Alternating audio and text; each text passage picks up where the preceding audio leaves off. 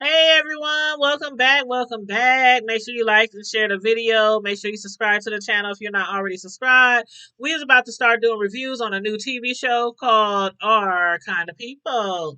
And season one, episode one, is called Reparations. The show did start a few weeks ago. It premiered on the 21st of September on Fox. So we are a few shows behind, but never fear, never fear. We will be catching up really, really quickly. But again, make sure you like and share the video, subscribe to the channel, and I hope you guys had a chance to check out this show so that you can give me your thoughts on episode one. I will be doing a review on episode two later, so I'll be uploading that in a little bit. But right now, we're going to focus on episode one, which again was called Reparations. Excuse me. And I want to give you a list of some of the names of some of the people that are like the main cast, the main characters in this show. We have Yaya DaCosta as Angela Vaughn. We know her from Take the Lead, The Butler, Whitney, In Time, and All My Children. Debbie Morgan as Piggy, or Aunt Piggy. We know her from All of My Children as Dr. Angela Hubbard, Angela Baxter Hubbard, Eve's Bayou, and Love and Basketball. Nadine Ellis as Leah Franklin DuPont. She's a Jamaican actress known for her roles in Let's Stay Together. Lance Gross as Tyreek Chapman. We know him from Tyler Perry's Meet the Browns, The Pain, Star, Deuces, The Last Fall, and much more. Ryan Nicole Brown as Lauren DuPont, who played in Tyler Perry's For Better or For Worse, Empire, Lincoln Heights, and several others. Alana K. Bright as Nikki Vaughn from Homeschool Musical, Class of 2020, and Stars in the House. Kyle Berry as Quincy DuPont from Jenny in Georgia, The Oath and Blacker, and Bull. Joe Morton as Teddy Franklin, and we all know him as Olivia Pope's father in Scandal. He also played in a lot of other things: Terminator 2, American Gangster, All My Children. Morris Chestnut as Raymond DuPont. We know him from The Brothers. Our boy Ricky, who died in Boys in the Hood, The Best Man, Girls Trip, and so much others. A lot of these stars in this show are vets. A lot of them are vets. A few of them I don't really recognize or know very much about, but most of them do have like a lot of movies, a lot of plays, TV shows. They got a lot of accolades behind their name. But yes, this show, which again is called Our Kind of People, is set in Oak Bluffs, Massachusetts. It's an American drama television series premiered on Fox on the 21st of September. The series was created by Karen Geis, inspired by a 1999 book of the same name by Lawrence Otis Graham. The series follows the journey of a single black mother, Angela Vaughn, as she sets out to reclaim her family's name. But she soon discovers a dark secret about her mother's past that will turn her world upside down. And we about to get all into this, y'all. I'm so ready to start doing reviews on this show. Again, like and share the video and subscribe to the channel if you're not already subscribed. Now, we're going to first start off.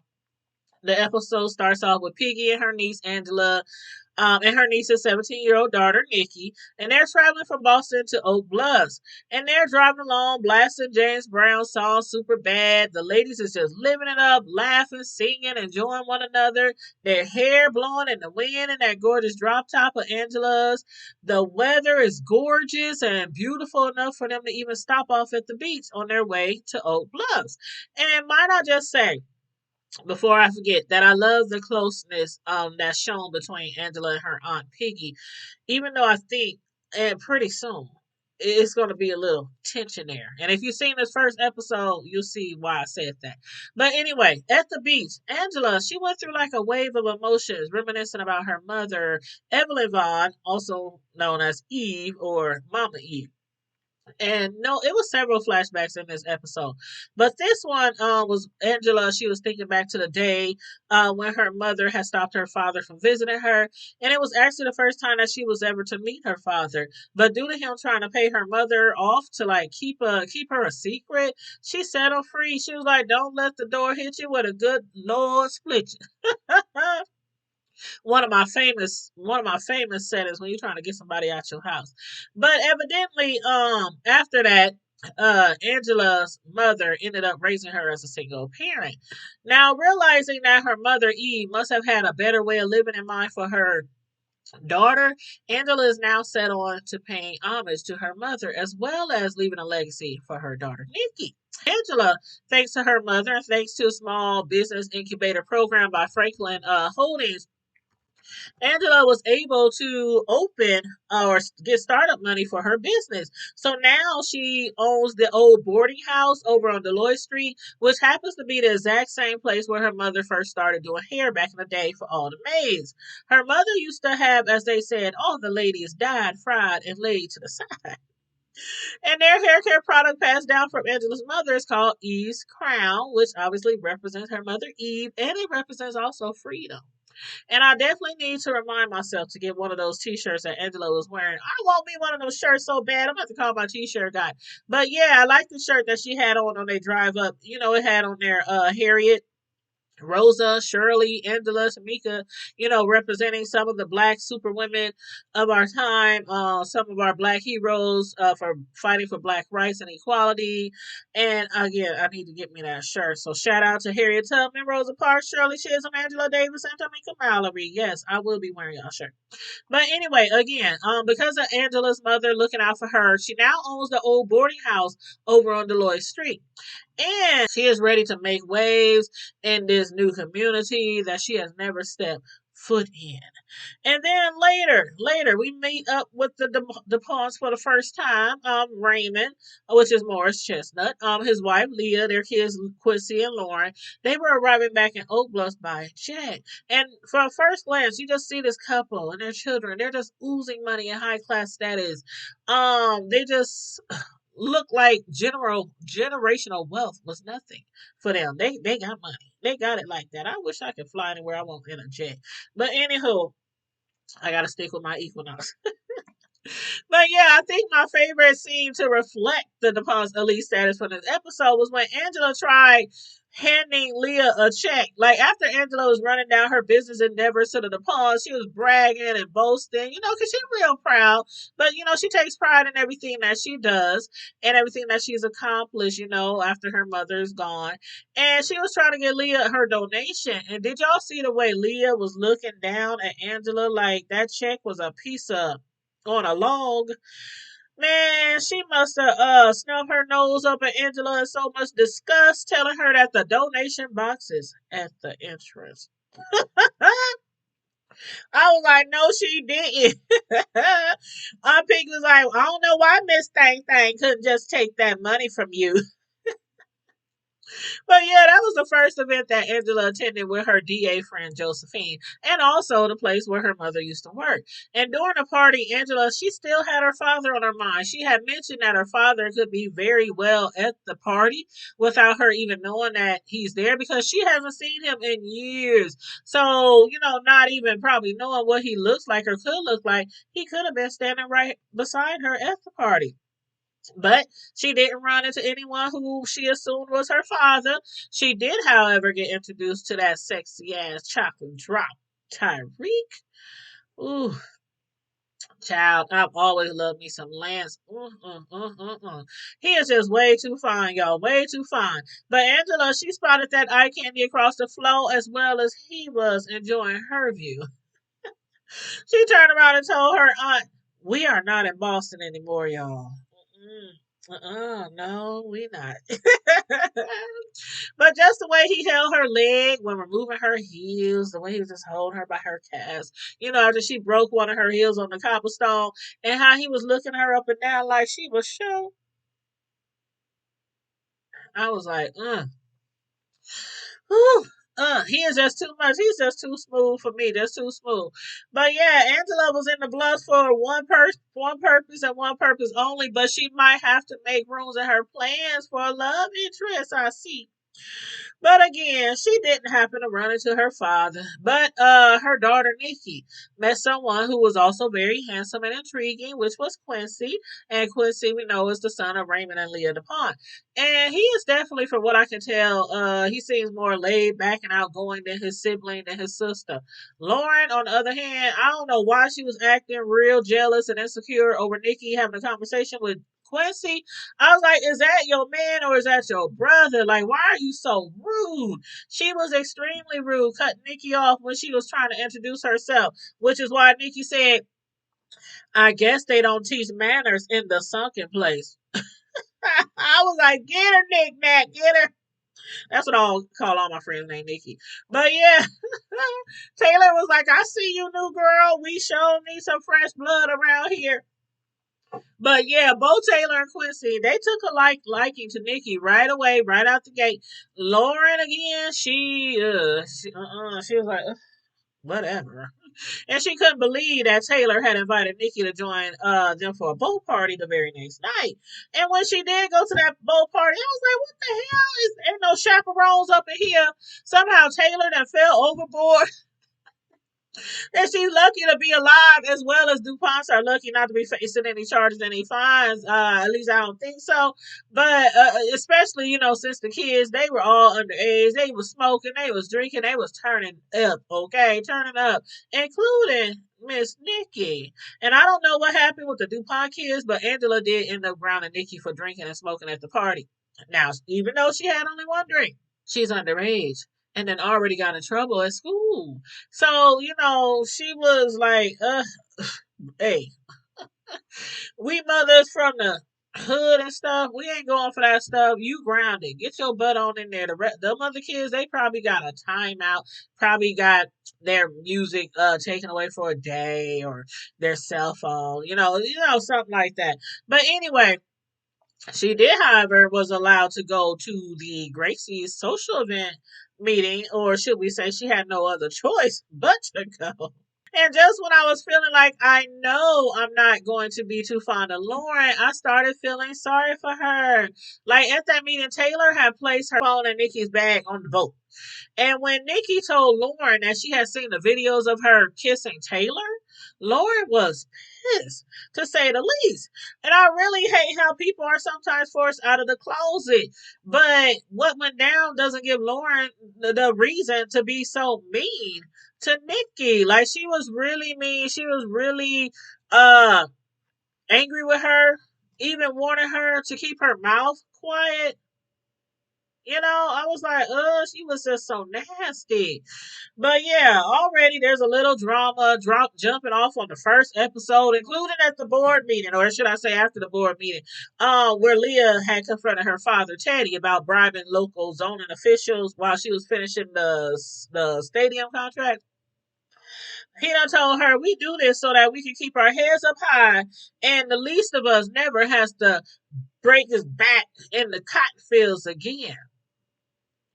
Now, I understand his thought process of wanting to do whatever it takes for his legacy so nobody's broke, living paycheck to paycheck. But what he did was wrong. Leah, she went on to accuse her father of basically twisting the legacy of the family to serve his own greed. And after him giving her a speech about why he created a table with an incline so everyone looking at him would be looking up at a man, he gave her a warning. Called her little girl and everything. He was like, little girl, so long as you know who sits at the head of this table, as long as you know that, you can keep your feet under this table. Yes, he did. See, Teddy's grandparents, they come from humble beginnings. And they passed a generation of wealth down to him. And I believe that's why he's probably feeling so entitled to do whatever he wants, to get what he wants, because he's always had it good. He's always had it like that. He didn't have to really fight for anything. You know what I'm saying? He just taking that money and flipping it and making it do what it do. But what Teddy didn't expect was Leah returning to present him a whole file of all his shady business deals, threatening to report him in order for him to retire so that she can take over and run the business. Not only has her father let his greed take over, but he didn't keep his promises to stick to building up the black community, something that Leah Hart is set on. At least that's what she say. But the way that she was coming across the people that she seems are beneath her, for example, Angela, couldn't possibly make me believe that she is really for the black community. Maybe the upscale, maybe the bougie black community, but not for everyone else. I'm not convinced. I'm not convinced. She tried it. But I am not convinced. But anyway, both the DuPonts and the Franklins, they've always had it good. So good that while out playing basketball together, Raymond, he's having a conversation with his son, and he's telling him basically that he would like him to attend the kingship induction ceremony with him.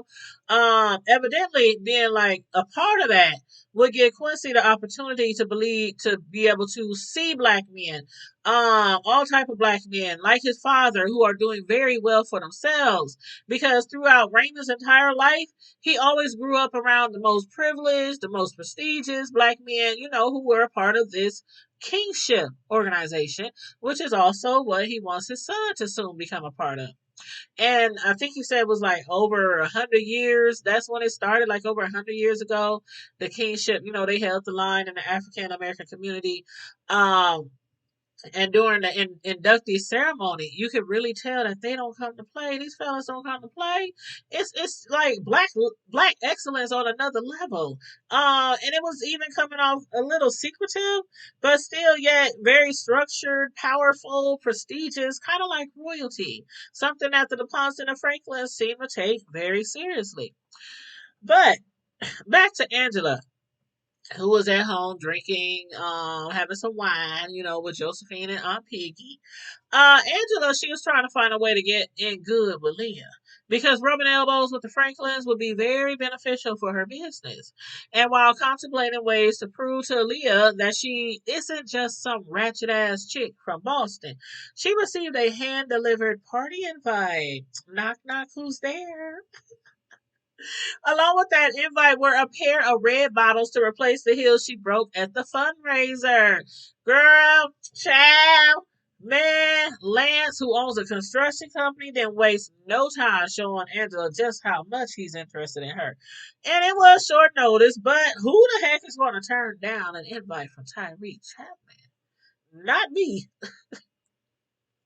Red bottoms or flats, I would have been there. But yeah, at that event, they did share a steamy kiss that night too. They seemed to be getting real close. They was revealing to each other some of their background to each other. And for her not to know Tyreek too well, she seemed to be swept off of her feet, didn't she? Y'all let me know. I was like, what? Y'all kissing like that already? But anyway, we talking about Tyreek here, aka Lance. But you know what? I guess a sexy black man and a new pair of red bottoms would do it for any girl, right? But towards the end of the episode, Angela was preparing, for her first Grace D's event, which Leah is about to become chapter president, taking over her mother's role. And Angela, she's full of ambition. She's determined to climb the social ladder in Oak Bluffs, starting with attending the club meeting, which again was created to build up black women and black communities. But her daughter, she definitely wasn't for it. She wasn't for it at all. She didn't see why her mother had to drag her to the event. She knows she's grounded. She would rather stay at home in her bed, locked away.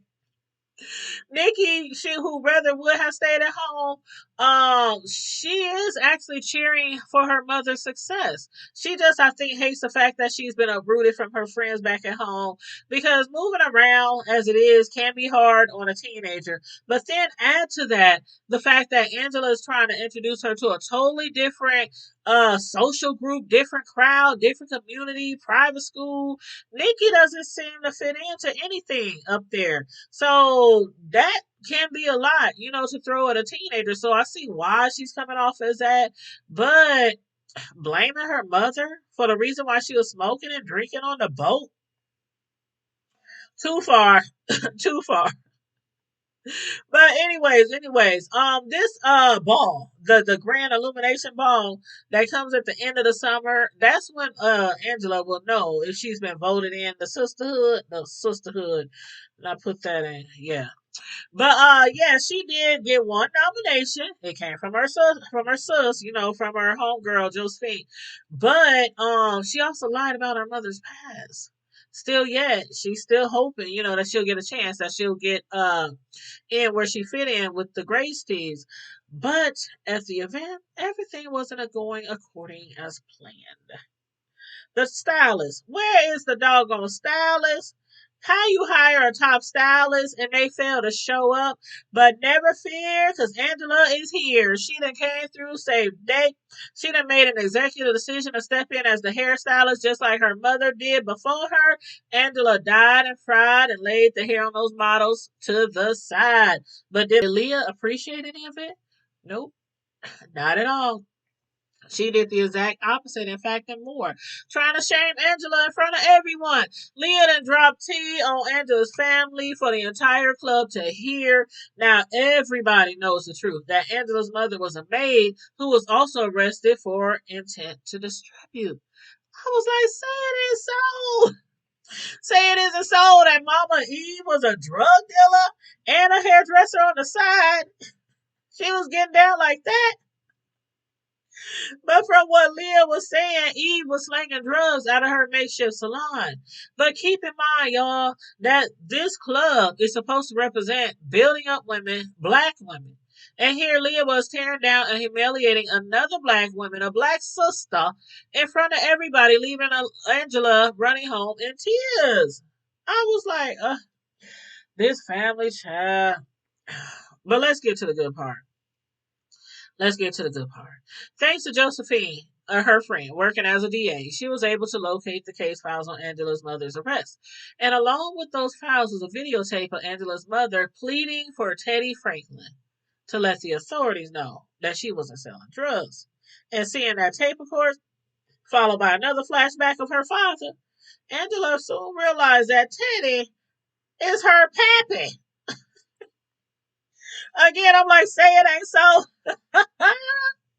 So, of course, Angela, she has a lot of questions. Mainly, why did her mother hide that property from her?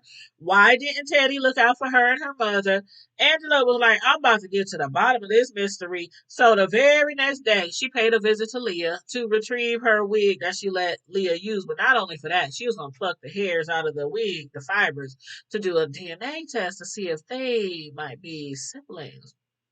It was quite obvious that Miss Eve isn't who her daughter thought she was. And it also seems everyone else might be withholding some secrets from Angela, including, I was about to say Miss Piggy. Aunt Piggy.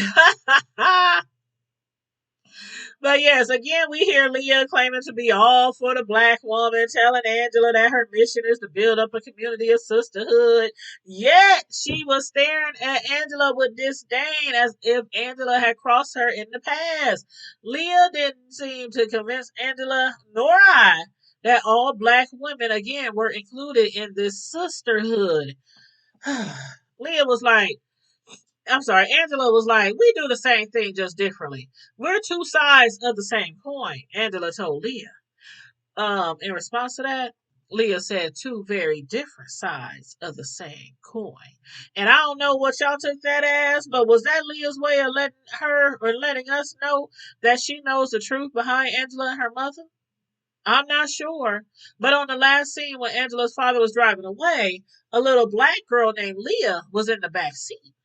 Could that little Leah be Angela's sister, making Lauren Nikki's cousin?